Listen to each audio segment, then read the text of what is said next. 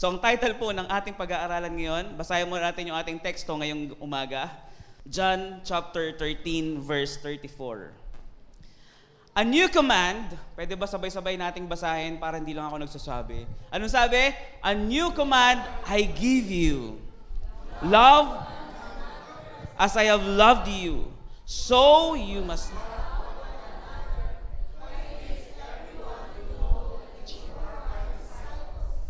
If you love one another. Hallelujah. Lord, I decree and I declare that every one of here will receive the love from you to pass on the love from you sa iba, sa ibang tao. Nawa ang lahat ng mga tao dito makakarinig ng iyong salita ngayong gabi through me will be ministered by you in Jesus' name. Amen. Sabi niya, a new command I give you. Love one another as I have loved you. Napansin niyo ba kung ano naka-highlights dyan? So, you must love one another. For God so loved the world that He gave His only begotten Son, that whosoever believes in Him should not perish but have an eternal life. Pagka nilagyan mo ng so, ibig sabihin, nilalagyan ng emphasis or ini-intensify yung isang bagay. You are so pretty. Di ba? So, ang gustong sabihin sa atin ng Panginoong Yesus is, sabi niya, so you must. Kung paano niya sinasabi, you must be born again for you to be able to enter the kingdom of God. Ganon din niya ini-intensify na ibigin natin ang bawat isa. Nakita niyo ba kung paano niya in-emphasis yung maging born again? Sabi niya, so you must be born again. Hello? Ngayon sinasabi niya, so you must love one another. By this, everyone will know that you are my disciples if you have love or if you love one another. Sa tingin niyo ba, the people will know that we are Jesus' disciple kung tayo ay tumutugtog sa church? Kung tayo ay masipag umattend ng services? So tingin niyo po ba tayo ay makakonsider or tayo ay makikilalang disipulo ng ating Panginoong Yesus kung tayo ay magaling sumayaw? Magaling mag-inarte? Mga kapatid, malinaw ang sinasabi ng ating Panginoong Yesus that you can only be, recognized as a disciple of Jesus if you will love one another. Kanina we hug each other and that's a sign of love. Amen po ba? Yung kinuha mo na partner, hindi mo kinuha yan just for nothing. Kinuha mo yan kasi mahal mo. Di ba? Kaya nga yung iba, yung mga couples, ang kinuha nilang partner, asawa na nila. Ang title ng ating pag-aaralan ngayong umaga is the command given to us. This is the command given to us. Kanino binigay yung 10 Commandments?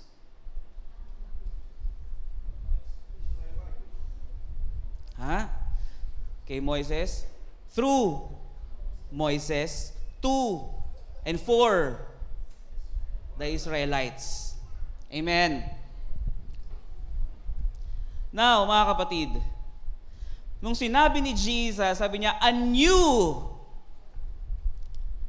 behold, new things has come, the old is gone. Ang sabi ni Jesus, siya mismo nagsabi, a new command I give you. Pero sa tingin niyo ba, nung sinabi niyang meron siyang bagong batas or bagong utos na ibinigay sa atin, baliwala na ba yung 10 Commandments? Ang sabi ni Jesus, I have not came here to abolish the law but to fulfill it. Romans chapter 3 verse 20, therefore, no one will be declared righteous in God's sight by the works of the law. Rather, through the law, we become conscious of our sins. Last week, we heard about the law. Tama? Dapat bang sundin ang batas o hindi? Dapat bang sundin ang batas o hindi? Pagka hindi mo sinunod ang batas, anong tawag sa'yo? Lawbreaker. But we need to identify kung kanino ibinigay yung batas. Amen. Nalaman mo na may batas sa Europe. No, pag nag-park ka, halimbawa nag-park ka sa sidewalk, dadaanan ng tangke yung sasakyan mo para wasakin. Yun ang batas doon. Dito ba applicable yon? Yung batas sa Europe, pwede ba natin i-apply dito sa ating bansa? Yan. Kailangan natin malaman kung kanino binigay yung batas, kung kanino binigay yung command. Meron akong command na binigay kay Daniel, sa kanya ko inutos yon. Hello. Merong ibang may ibang umapya, no? Sabi ko kay Daniel, ito ang aking command, ito ang aking law. Ito dapat sundin mo. Narinig, taga ibang kingdom. Muna mo ginagawa niya, no? Ganito pala dapat, mga kapatid. Mga guys, ganito dapat ang ating ginagawa kasi narinig ko na inutos nung isang tao doon kay Daniel. So, ginagawa niya, no? Effort. Sayang effort. The law condemns people. If the law wasn't given to you, it will condemn you. Romans chapter 3 verse 21 to 24. But now apart from the law, the righteousness of God has been made known, to which the law and the prophets testify. The righteousness is given through faith in Jesus Christ to all who believe. No? There is no difference between Jew and Gentiles, for all have sinned and fall short to the glory of God, and all are justified freely by His grace through the redemption that came by Christ Jesus. Alam mo, grabe, no? Last week, pinag-aralan natin, kung merong isang pwedeng mag-break ng law, it is God. Amen? Kasi siya naman nagbigay nun eh. Tama ba? But, alam nyo ba, pag ang Diyos nagbitaw ng isang command, hindi pwedeng bumalik sa Kanya yun ng wala lang. Are you there? Noong Old Testament, ang batas na binigay sa kanila para maging clean sila is to sacrifice. Tama? Sacrifice. Pero nung dumating si Jesus, siya na yung naging one sacrifice para sa ating lahat. Dati may definition ang Jew and Gentiles. But because of Jesus Christ, wala nang difference ngayon. Ang Jew and Gentiles open na. At ang one sacrifice na ibinigay in behalf of the Jew and Gentiles is Jesus Christ. Naintindihan po natin? So wala nang difference ngayon between Jew and the Gentiles. Yung new command na ibinigay niya is for us all. Amen. Amen. Nung sinabi niyang love one another, tayo lahat yun. Even the Jew and the Gentiles must do it. Naintindihan po ba natin? Yung Old Testament, yung law na binigay, nakakonsentrate yon doon sa Israelites. Tama? Kaya nga pag ikaw ay nakakasakop or ikaw ay nasasakupan ng isang bansa o isang kaharian na merong ganitong batas, you need to live by the law. Tama? Naintindihan po natin? Pagka hindi mo alam kung anong kahalagahan ng batas o hindi mo alam kung anong kahalagahan ng command, it will really condemn you. Pag halimbawa, nagkasala ka, pambiran. Minsan nga iba, hindi na kumakabog ng dibdib eh. Sorry na lang po. Sorry po, Lord. Hanggang sa patong-patong na yung kasalanan mo na hindi natin nalalaman kung ano yung totoong formula para tayo'y maging malaya. God is freeing you, again, God is freeing you for a fight and not from the fight. So isang formula din para tayo ay makalaban ng malaya, no? Sabi, we are not fighting against human flesh. Ang hirap pong lumaban pag yung kalaban mo, kapwa mo. Hindi dapat natin kinakalaban yung mga nakakaharap natin. Dapat yan, kakampingan natin yan eh. Kasi ang sabi ng Panginoon, you must love one another. While the law condemns people, Jesus justifies people. Kaya nga tinatanong ko kayo kanina, pag narinig niyo yung salitang Jesus, ano naiisip niyo? Di ba? Pag narinig niyo yung salitang Jesus Christ, ano unang pumapasok sa isip niyo? Siya lang naman yung nag-justify sa akin. Marami akong flaws, marami akong kasalanan, but Jesus justifies it. Siya yung lumaban para sa akin. Sabi niya, Ama, patawarin mo sila pagkat di nila alam ang kanilang ginagawa. Di ba? Gina-justify niya tayo. Marami tayong ginagawa na hindi naman natin talaga alam. Amen po ba? Nandyan ba kayo? Akala mo lang alam mo yung ginagawa mo, pero sa totoo lang, mas alam ng Diyos kung ano yung dapat mong gawin. Kaya nga para malaman mo ang totoong purpose mo, kailangan maging close ka talaga sa Panginoon. Kasi life is uncertain and life is short. Tama? 100 years ago, may mga taong parang tayo din. Iniisip ko anong gagawin bukas, kung anong gagawin mamaya, kung paano nila makukuha yung ganire, kung paano nila makukuha yung ganaon. Pero ngayon, kwento na lang sila. Tama po ba? Hello? Andyan ba kayo? Pag hindi ka nag-ingat, baka maging kwento ka na lang. Magiging kwento ka na nga lang eh. After ilang years anong gusto mong magpagkwentuhan para sa tungkol sa'yo, di ba? Gusto mo mapagkwentuhan si ganire, ganito yan. Napaka-kwentang tao niyan.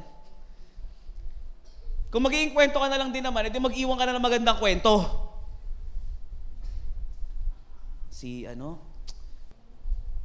Napakabait na tao niyan.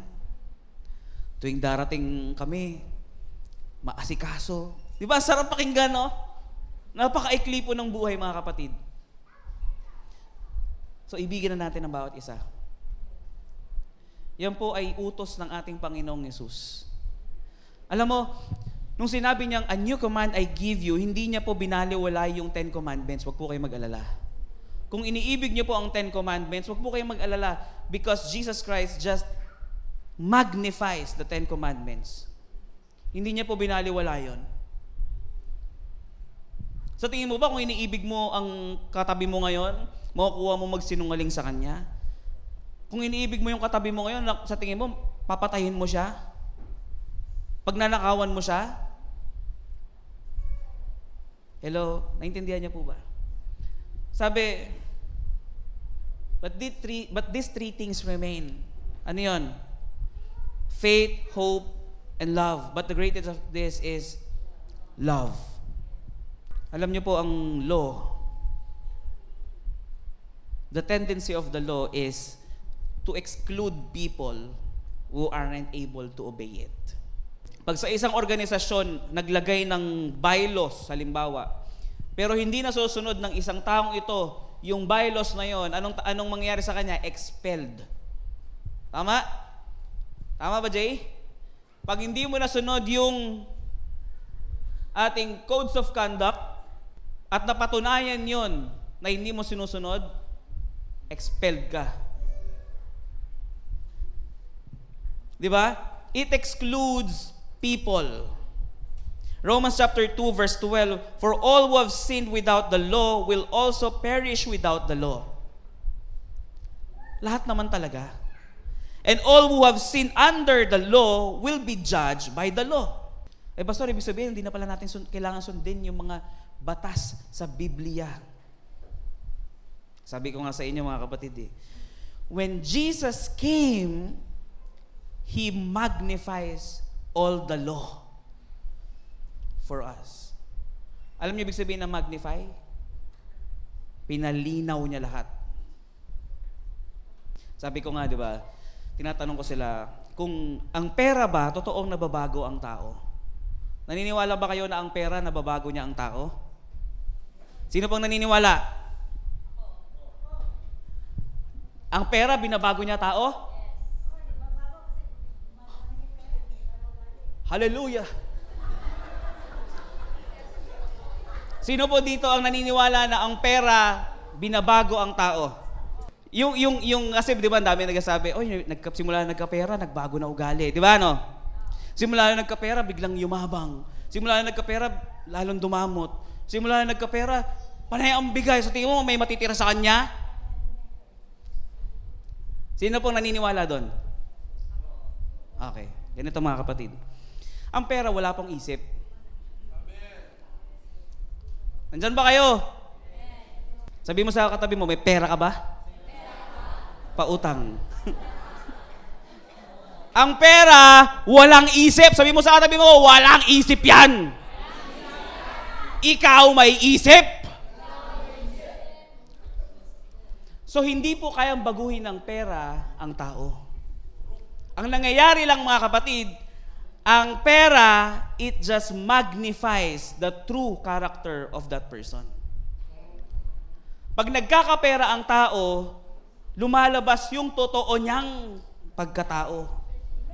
Kasi nagkakaroon nga siya ng resources to take it out. Hello, tama ba? Mali. Sabi nga ni Fres, pagka nagkapera ka, magpapaganda ka. Dati kaya ka pangit kasi wala kang ang means para gawing magpaganda. Tama?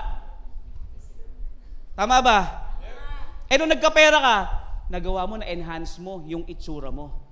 Ngayon, pag nagkapera ka, mag-e-enhance din talaga. Di ba ang ibig sabihin ng enhancement, pinapalinaw niya?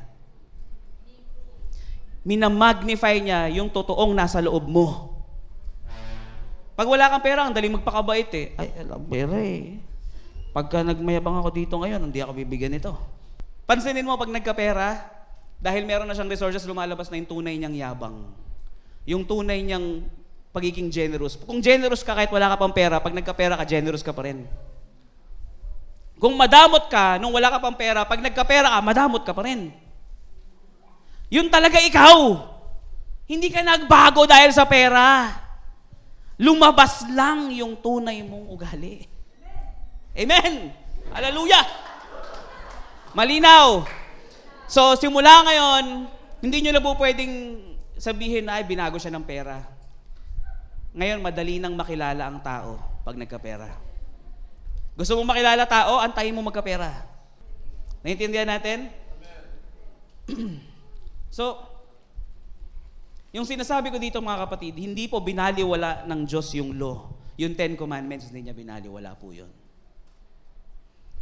Pinalinaw niyang mabuti. Yung law excludes people. Jesus includes people. Akala nyo, hindi kayo kasali dito Kasali kayo. Diba? Honor your mother and father. Kung sinasabi mo hindi na dapat sinusunod yan, that is ridiculous. Because if you really love your mother and father, you will honor them. Amen po ba? Akala nyo, yung love, ganun-ganun lang yon. Sabi mo lang, I love you, sapat na. Hindi. Pagka naiintindihan mo yung pag-ibig na sinasabi, yung 10 Commandments, hindi na mahirap sundin. Sisiw na lang yan. Tama po ba? Biruin mo yung 10 Commandments, isinum up na sa isa. Love one another. Sa dalawa pala. Love your God with all your heart, with all your mind and soul. Love your neighbor as you love yourself. Hallelujah? Hallelujah. Ayaw nyo mag-amen eh. Di hallelujah na lang. Hallelujah? Hallelujah. So, Jesus includes people. Sabi niya sa Romans chapter 15 verse 7, no? Sabi ni Paul, therefore, continue to. Doon sa ibang version, sabi niya, therefore, accept one another. Pero dito sa Amplified, mga kapatid, pag sila yung mong Amplified, pinapalakas niya pa, pinapa-intense niya pa yung verses, no? Yung mga salita. Therefore, sabi niya, continue. Ibig sabihin, ituloy-tuloy nyo. Hindi lang po ngayong araw. Continue to accept and welcome one another just as Christ has accepted and welcomed us to the glory of our great God. So wala kang dahilan not to accept one another, not to love one another dahil una tayong inibig ng Diyos. Ang sinasabi natin, hindi ko kaya magpatawad. Tao lang ako. Yun na nga eh. Tao ka lang. Ba't hindi mo kayang gawin? Baliktad po no? Yung Diyos na may lalang ng lahat, kinaya niya magpatawad. Kahit siya ang may lalang ng lahat. Yung tayo na tao lang, mga kapatid, hindi naman tayong may liability dyan sa katabi natin, no? Hindi naman tayo nagpakain dyan, nagpasuso dyan, nagpalaki dyan. Pero hindi natin kayang patawarin. Naintindihan natin? Hindi. Naintindihan po ba natin? Sumigaw ng hallelujah yung nakakaintinding kailangan magpatawad. Ang law nagtuturo. Amen? The law teaches. John chapter 8 verse 4 to 5. They said to him, "Teacher, this woman has been caught in the act of adultery." Alam niyo po ba tong kwento na to? Now, in the law, Moses commanded us to stone such woman. So what do you say? Anong masasabi mo? Dapat pag ganyan ang ginawang kasalanan, kailangan batuhin yan ayon sa batas ni Moses. This is the law. Pag sinabi ni Jesus, dito gusto siyang huliin ng ng mga Pariseo. Pag sinabi ni Jesus, sige batuhin niyo kasi yan ang naayon sa batas. Tama? O yan ang sinasabi ng batas, sige batuhin niyo.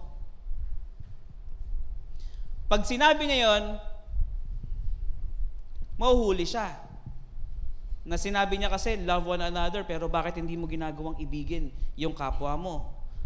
Nagkasala, bakit hindi mo pinapatawad? Babatuhin mo na. Pag sinabi namang, wag, ang sasabihin ng mga tao sa kanya, ng mga Pariseo, binibreak niya yung law. Tama? Tingnan niyo kung gaano katalino ang ating Panginoon. No? Ibang klaseng wisdom. Sabi, who can fathom the infinite wisdom of God? Wala. Ang sabi niya, sige, kung sinong una, sige, batuhin nyo, pero ang dapat unang babato, yung walang kasalanan. Nagkasala yung kapatid mo? Okay? Ang sabi ng, pagka ganyan daw ginawa, dapat itiwalag na sa simbahan eh. Di ba? Okay. Sige. Kung gusto mo matiwalag sa simbahan yan, patunayan mong wala ka ring kasalanan. Tama, mali? Ano mangyari? Pero sa tingin nyo ba, kinonsinti ni Jesus yung kasalanan ng babae? Hindi. Kasi anong sabi niya? Go and sin no more. Diba? You have been justified. Pinatawad ka na. You are forgiven. Go and sin no more. May inutos pa rin eh. inutusan pa rin siya. Binigyan pa rin siya ng command, sin no more. Hallelujah. Lahat po tayo pinatawad ng Diyos sa ating mga kasalanan. Sino po dito naniniwala doon? But the same thing na sinabi niya doon sa babae nag-commit ng adultery, ganun din sinasabi niya sa atin. You are forgiven. Go and sin no more. Kaya yung sinasabi na okay, sige, pwede na tayo magkasala kasi tayo ay ligtas na. Ang sabi ni Jesus, go and sin no more. Naintindihan po ba natin? While the law teaches, ng mga sobrang strict, talagang pagka nagkasala, batuhin mo hanggang sa mamatay, hanggang dumugo, hanggang mawalan ng malay, hanggang masira yung pagmumuka. Lahat talaga gawin mo para mawala na siya sa mundo. While the law teaches it, Jesus teaches kindness and love to people. Ang tinuturo ng ating Panginoon is merely and purely kindness and love to other people. Naintindihan po natin? Maraming beses pong itinama ng ating Panginoong Jesus ang mga batas noon sa Israel. No? One Sabbath, Mark chapter 2 verse 23 to 24. One Sabbath he was going through the grain fields, and as they made their way, his disciples began to pluck heads of grain. And the Pharisees were saying to him, "Look, why are they doing what is not lawful on the Sabbath?" No? Hindi siya lawful, hindi siya karapat-dapat gawin kasi sa araw ng Sabat dapat lahat ng tao lang ginagawa. Araw ito ng pahinga. Naintindihan natin? Pero si Jesus ipinakita dito, pagka nagugutom ka ba, titihaya ka na lang. Pagka may narinig kang kaibigan mo o kamag-anak mo, kapatid mo na nangangailangan ng tulong, anong sasabihin mo? Anong madalas narinig natin pagka meron nang hihingi ng tulong? Pagpe-pray kita. Sa mga kalsada, ayun, sindikato na naman yan. May nanghihingi, may nanlilimot, sindikato to. Sige, okay. Sabihin natin sindikato yon, but that is the law, no? Yung sindikato sila, but out of love, you are giving. Hello? Hindi mo naiisipin kung anong nasa likod. Amen po ba? Bigyan mo na lang, no? Tama. Mark chapter 2, verse 25. And he said to them, "Have you never read what David did? When he was in need and was hungry, he and those who were with them, how he entered the house of God in that time." No? Alam nyo, to cut the long story short, si David kasi noong mga panahon na to, siya mismo yung nag-break nung law o nung rule doon sa Abiathar. Kasi gutom na nga yung mga tao niya. Anong gagawin namin? Antayin pa namin kinabukasan? Galing sa gera tong mga to. Diba sometimes, kailangan natin maging sensitive. No? If you are not sensitive enough, hindi mo ma-demonstrate yung totoong pag-ibig na sinasabi mula sa Panginoon. Hindi naman po lahat madadaan sa prayer. Patawarin mo na ako, pagpe-pray ko. Sorry na. Kasi grabe naman kasi ginawa mo sa akin. Kaya mo, pagpe-pray ko. Biruin mo, pinagpe-pray mo pa, na bigyan ka ng lakas patawaran yung hallelujah kayo, di ba, no? Na hindi naman na dapat, may mga bagay na hindi na dapat pinagpe-pray at pwede na natin desisyonan. Amen? Binigyan na tayo ng command ng Panginoon, at out of that command, we can decide. Kasi may prinsipyo nang ibinigay sa atin. Hindi na natin pwedeng, wag na nating sabihin na, pagpapray ko, nabigyan ako ng pag-ibig ng Diyos. Di ba, ang command niya, you must love one another. So, ibig sabihin, hindi mo pinagpe-pray dapat na, Lord, bigyan mo pa ako ng pag-ibig.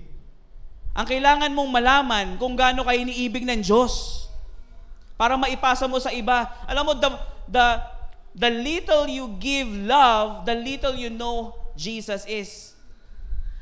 Kung gaano kalaking magbigay ng pag-ibig sa iba, ganun mo kalaki din kakilala ang Panginoong Yesus.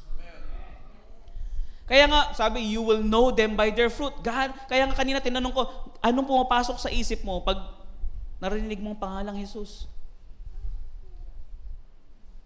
Gusto mong malaman kung anong estado ng Kristiyano na to? Tanong mo, anong perception mo kay Jesus? 'Di ba ang daming variety ng answer? I believe Jesus can make me rich. 'Di ba? I believe Jesus can give me the financial breakthrough. I believe Jesus can give me healing. I believe Jesus can give me understanding to forgive one another. Naintindihan po ba natin? The law is unkind to minorities and social outcast. Yung mga maliliit na tao, hindi po yung mga hobbit. Yung mga mabababa ang tingin natin. Naintindihan? Kasi amin natin sa hindi, tayong mga tao, kaya natin tinatanong ang trabaho ng kausap mo, kasi doon natin sila sinusukat kung gaano karaming respeto ang ibibigay mo sa kanila. Anong trabaho mo? Laborer ako. Ganon? Pero pag narinig, anong trabaho mo? Engineer ako. Engineer. Basta po. May ganun pa yan. Diba? Pero wala pa akong nakita ni minsan nagtanong, anong trabaho mo? Laborer po. Laborer. Good job. Pag may nakita kang gano'n, ibig sabihin naiintindihan niya prinsipyo. Isipin niyo kung walang laborer, sino magtatayo ng bahay niyo? Ang yayabang niyo, di ba? No? Hindi kayo na magtayo. Gusto niyo pala lahat ng kausap niyo ka-level niyo eh. Lahat kayo engineer, lahat tayo architect, lahat tayo doktor. Kung lahat tayo doktor, sino magagamutan sa atin? Sinong kukuha ng scalper? Tama ba yun? Scalpel. Ha? Ano ba tawag doon? Sino kukuha ng gunting? Yun na lang, gunting. May gunting din naman doon Di ba? Naintindihan po natin? So lahat tayo may kanya-kanyang panawagan. Huwag po natin titignan ng mas mababa sa atin yung tao. Dahil lahat po tayo at the end of the day, kung hindi susunugin, i-cremate, ililibing. Amen. Kaya dapat lahat tayo pantay-pantay na tingin natin sa bawat isa. Amen. By that, you can love. Kasi pag tinignan mo ito, walang pakinabang, pambira, paano ibigin yan? Ang iniibig ko may pakinabang. Ang kinakausap ko may pakinabang. Ang nire-replyan ko yung mga may pakinabang lang. Pero pagka walang pakinabang, yung alam kong wala namang maibibigay sa akin pagka kailangan ko ng ganito, hindi ko re-replyan yan. Hindi ko papansinin yan. Kaya ang ganda ng ambience pag naiintindihan yung prinsipyo na to. Pagpasok ng church, hello po, kahit anong trabaho, kahit anong estado mo sa buhay, hello po. Pagandahan ng hello. Pero pag hindi naiintindihan yung prinsipyo, paliitan ng tingin. Tama? Hallelujah. Matthew chapter 9, verse 12 to 13.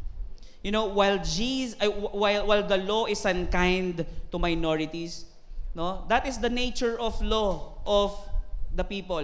Yung tumingin ng hierarchy. Tama? Yun yung nature ng tao eh. While the law is unkind to minorities, Jesus is kind to minorities. Ang sabi niya sa Matthew 9, chapter 12, verse 13, on hearing this, Jesus said, it is not the healthy who need a doctor, but the sick.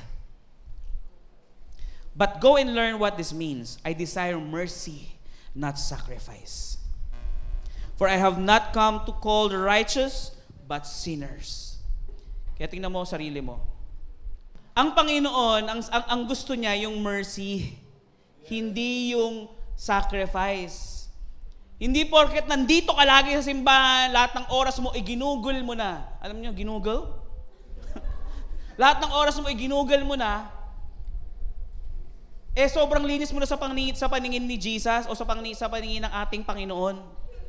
Ang gusto niya, yung ikaw ay palaibigin. Amen? Gusto niya yung madali kang maawa. Ayaw niya ng sadista. Alam niyo, ang gusto ng Panginoon, if you love me, go out of your way.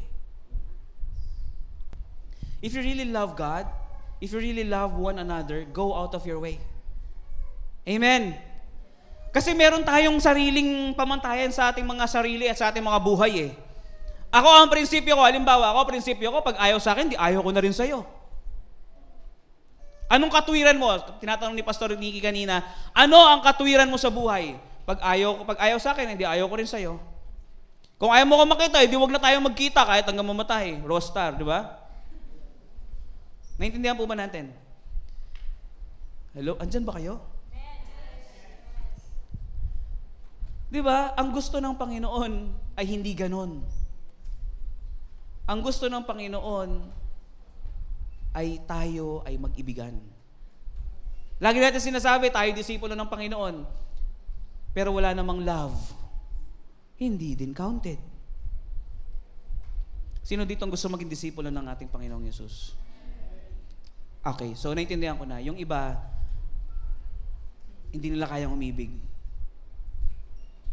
Lahat ng gustong maging disipulo ng Panginoon, kailangan umibig. Amen. Now, Jesus is this. He invalidates the unkind and cruel provisions of the law. Nakita niyo yung ginawa niya? No? You have heard that it was said to those of old, you shall not murder. And whoever murders will be liable to judgment. Ito na yung sinasabi ko. That Jesus, hindi niya binaliwala yung law of Moses. He magnifies it. No? But I say to you that everyone who is angry with his brother will be liable to judgment. Whoever insults his brother will be liable to the council. And whoever says you fool will be liable to the hell of fire. Hindi pala sign of love yung laging lumalabas sa bibig mo o yung lagi kang galit. Yung laging lumalabas sa bibig mo, ito, sobrang angat nito. Hindi ba pwedeng minsan bumaba? Angat na angat ka eh. Diba? Hindi pala maganda yun. Si Jesus in-intensify pa. Dati, dun sa law of Moses, mag-commit ka lang ng murder, kasalanan. Pero dito, magalit ka pa lang, kasalanan na. Kaya yung mga mabilis magalit, lalo na din ako. Huwag kayong mag-alala mga kapatid, lahat po ng sinasabi ko sa inyo ngayon, lahat yun sa akin ipinatama ng Diyos. No? Kaya huwag niyo sasabihin pinatatamaan ko kayo, dahil bago pa kayo, ako muna. Madali akong magalit. Kasi, mga kapatid, one of my characters being impulsive, yung pagka nakita ko hindi okay yung mga nangyari, bibira, dami ko ng galit niyan. Tama? Kaya sa akin sinasabi ng Diyos lahat ng to. Ngayon, kung kaya ko namang baguhin, kaya nyo rin. Tama? Ang sabi ni Paul, imitate me as I imitate Christ. Intindihan po natin? So lahat po ng yung 10 commandments po mga kapatid, isipin nyo na lahat lang yun. Hindi mo pa ginagawa yung bagay na yon, nagkakasala ka na, isipin mo pa lang. Mag-isip ka pa lang ng pagnanasa sa kapwa mo o sa babae o sa lalaki, nagkakasala ka na, iniisip mo pa lang yun ha.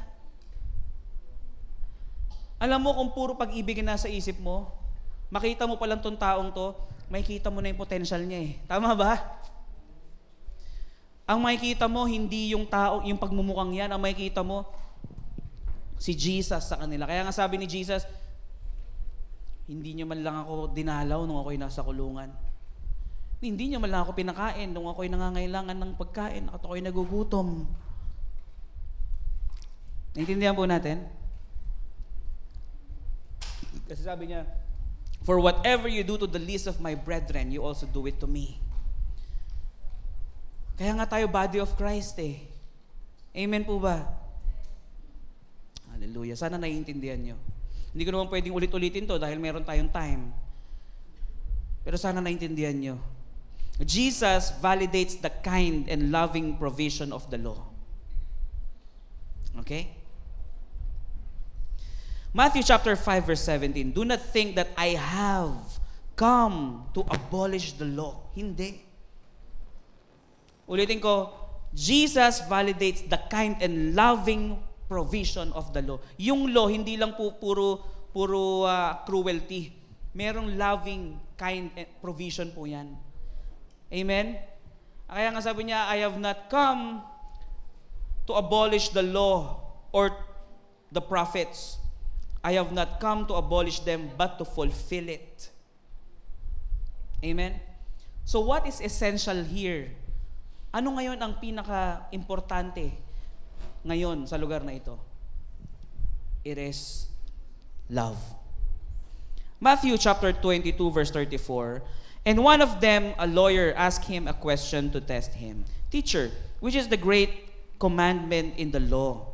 And he said to him, you shall love the Lord your God with all your heart and with all your soul and with all your mind. And this is the great and first commandment. Diba? And the second is like it. Parang katulad lang din ng first command. Sabi niya, you shall love your neighbor as you love yourself. Diba? On these two commandments depend all the law and the prophets. Lahat po ng mga commandments noon, dito nakadepende. Nung sinabi niya, thou shall not make any graven images, hindi ka gagawa ng ganun kung iniibig mo ang Diyos ng buong puso't kaluluwa. Di ba? Thou shall not have any other gods. Hindi ka hahanap ng Diyos-Diyosan kung mahal mo ang Panginoon. Di ba? That is the law Jesus Christ has given to us. No, lahat po ng 10 commandments nakadepende doon. Okay. Hallelujah. So Jesus teaches a new law. Ano yun? Love and acceptance of people. Galatians chapter 3 verse 13, Christ redeemed us from the curse of the law by becoming a curse for us. Hallelujah. Nakita niyo ba yung napakagandang exchange? No? Sige, ako na lang. Alam nyo, marami ako narinig eh. Yung may nakakausap ako, mga kuya, mga tatay, na sinasabi nila, ayokong mangyari sa anak ko yung mga ginagawa ko. Kaya ako na lang. Ako na to eh. 'Di ba? Ayokong gayahin nila ako. Ako na lang. Kung merong magsusulit lahat ng kasalanan, ako na lang. Kasi ganun yung tatay eh, tama ba? Kaya sinabi ng Panginoon, anak, itabi mo. Ako na. Di ba? Lahat na ng law, sinunod mo na, pero hindi pa rin sapat. Anak, itabi mo. Ako na. Amen? Hallelujah. Galatians chapter 3 verse 13, no? Christ redeemed us from the curse of the law by becoming a curse for us. For it is written, cursed is everyone who is hanged on the tree. Galatians chapter 5 verse 1, For freedom, Christ has set us free. Stand firm, therefore, and do not submit again to the yoke of slavery. You know, the yoke of slavery is very heavy. Masyado tayong nabibigatan sa mga narinig natin, sa mga nalalaman natin. Masyado na tayong maraming nalalaman. Pero yung nag-iisang susi, ang sabi niya, pag-ibig lang ang susi ng lahat. Hawak mo, kaibigan, ang isang kapangyarihan. Hindi natin magets. Naintindihan natin? Hallelujah. Whew! In conclusion, mga kapatid, this is the conclusion. If Christ set us free from the yoke of slavery, then we must begin the fight from that slavery. Hello? Sabi ko kanina, God set us free, no? Not from the fight, but for the fight. And this is how we fight our battles. Love one another. Pastor, paano mangyayari yun? Alam niyo yung mga sundalo, mga kapatid, kung sila ay magkakagalit sa isang platoon, nagbarilan na sila bago pa maggera. Hello? Wala na silang pakialam sa treason. Basta galit ako. Naintindihan po ba natin? But because they love each other, they can win the war. Hello? If we love each other, we can win this. We can win this. Sabi mo sa katabi mo, we can do it. Again, isa pa sa kabila, sabi mo, we can do it. Sabi mo pa, I love you for the love of the Lord. Hallelujah. May natutunan?